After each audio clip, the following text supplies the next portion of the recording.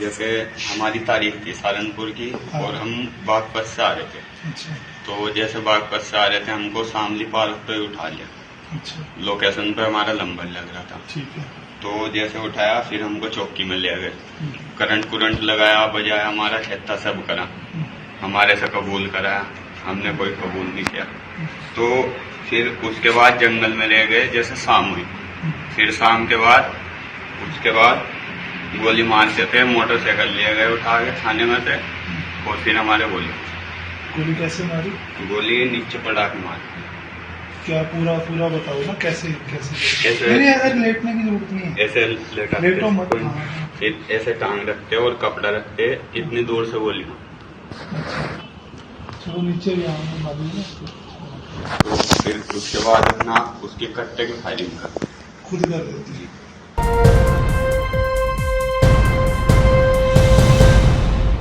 तो सुना आपने, ये वीडियो जज और कैदी के दरमियान का फिल्माया हुआ ये वीडियो है, जो देखने में कोई फिल्म का सीन सा लगता है।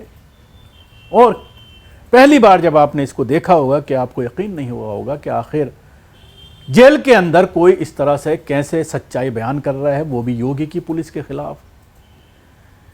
जज साहब पहुंचे हैं गौकशी के एक आरोप में गिरफ्तार, जिसको हाफ एनकाउंटर किया गया, गोली मार करके जेल में डाला गया। शहजाद में से एनकाउंटर की पूरी कहानी जो है वो सुनी जज साहब ने। लेकिन अब इस कहानी को सुनने के बाद सवाल ये खड़ा होता है, क्या कोई एक्शन लिया जाएगा या इस को महज एक पब्लिसिटी स्टंट, या महज इसको रिकॉर्डिंग करके इस पर व्यूज पाने के लिए इसको ऐसे ही छोड़ दिया जाएगा, या फिर जो सच्चाई बयान की जा रही है उसकी तह तक जाकर के उत्तर प्रदेश में ये एक जो ट्रेंड चल रहा है हाफ एनकाउंटर का, फर्जी हाफ एनकाउंटर का, उस पर अंकुश लगाने के लिए कोई साफ निर्देश दिया जाएगा, एक्शन लिया जाएगा उन लोगों के खिलाफ जिन्होंने कानून को हाथ में लिया है, कानून को मजाक बना रखा है। क्योंकि हाईकोर्ट के जरिए पिछले हफ्ते जब इस मामले को लेकर, इस तरह के मामलों को लेकर टिप्पणी की गई थी, तो उत्तर प्रदेश के योगी आदित्यनाथ ये कहते हुए नजर आए थे सरेआम कि अगर गोली ना मारे तो क्या पुलिस गोली खा ले। अब प्रदेश का मुखिया ही जब पुलिस का मनोबल इस तरह से बढ़ाएगा, फर्जी इनकाउंटर, फेक इनकाउंटर को जायज करार देने के लिए कहेगा कि अगर कोई गोली चलाएगा तो गोली तो खानी पड़ेगी ही।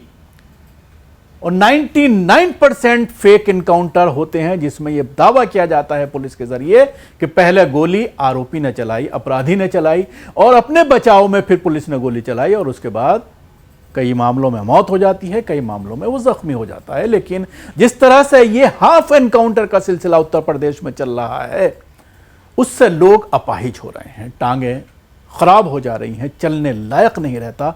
इस वीडियो में भी आप देख सकते हैं कि ये शख्स, ये नौजवान कैदी जिसके ऊपर गौकशी के आरोप लगाए गए हैं, और ये हाफ एनकाउंटर, मैं आपको बताना चाहूंगा, हाफ एनकाउंटर 90% उत्तर प्रदेश में सिर्फ मुसलमानों के हो रहे हैं, और उसमें अधिकतर गौकशी के मामलों में इस तरह के फर्जी एनकाउंटर्स चल रहे हैं। ऐसा ही एक मामला आया था 2 हफ्ते पहले, मैंने उस पर स्टोरी भी चलाई थी कि 5 आरोपी में से 3 जो मुसलमान थे उनके तो गोली मार दी गई, उनका तो हाफ एनकाउंटर कर दिया गया, और जो गैर मुस्लिम थे उनके ऊपर कोई गोली नहीं चलाई गई। तो आप अंदाजा लगा सकते हैं कि किस तरह से ये पूरा खेल उत्तर प्रदेश में चल रहा है। उसने जिस तरह से ये कहा कि पुलिस मुझे शाम के वक्त जंगल लेकर गई और साथ में थाने से एक बाइक भी ली, मुझे जमीन पर लिटाया और मेरे पैर पर कपड़ा रखकर गोली मारी गई, और फिर मुझे मुठभेड़ में गिरफ्तार दिखाकर जेल भेज दिया गया।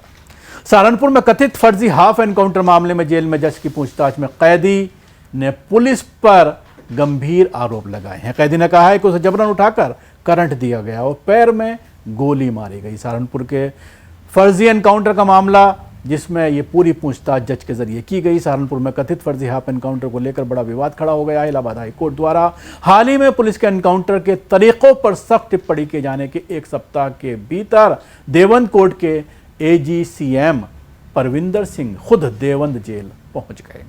उन्होंने एनकाउंटर में घायल कैदियों को लाइन में खड़ा कर पूछताछ की। इस निरीक्षण का वीडियो भी वायरल हो गया, जिससे पुलिस महकमे में हलचल मची हुई है। हालांकि पुलिस विभाग इस पूरे मामले पर चुप्पी साधे हुए है। जेल में पूछताछ के दौरान एक कैदी सामने आया जिसने कथित फर्जी एनकाउंटर के खिलाफ कोर्ट में याचिका दाखिल कर रखी है। जज ने उससे विस्तार से सवाल किए। कैदी का आरोप है कि उसकी सहारनपुर में तारीख थी और वो बागपत से आ रहा था। उसे शामली पार्क से उठा लिया गया। उसने दावा किया कि उसकी मोबाइल लोकेशन इसकी पुष्टि कर सकता है। आरोप है कि उसे चौकी ले जाकर करंट लगाया गया, मारपीट की गई और जबरन अपराध कबूल करने का दबाव बनाया गया। कैदी ने आगे कहा है कि शाम के बाद उसे जंगल में ले जाकर फिर उसे बाइक लाकर उसके पैर पर कपड़ा रखकर 8 इंच की दूरी से गोली मारी गई। उसने आरोप लगाया है कि बाद में पुलिस ने खुद कट्टे से फायरिंग कर मुठभेड़ का रूप दे दिया। जज ने जब पूछा कि गोली कैसे मारी गई तो कैदी ने बैठकर पूरा घटनाक्रम दोहराया। अन्य हाफ एनकाउंटर में घायल कैदियों से भी पूछताछ की गई। इलाहाबाद हाईकोर्ट ने इस पूरे मामले को लेकर टिप्पणी की थी। एक सप्ताह पूर्व इलाहाबाद हाईकोर्ट की हालिया टिप्पणी फिर चर्चा में आई। एनकाउंटर से जुड़े एक मामले में सुनवाई करते हुए जस्टिस अरुण कुमार सिंह देशवाल ने कहा था कि उत्तर प्रदेश को पुलिस राज्य बनने की अनुमति नहीं दी जा सकती।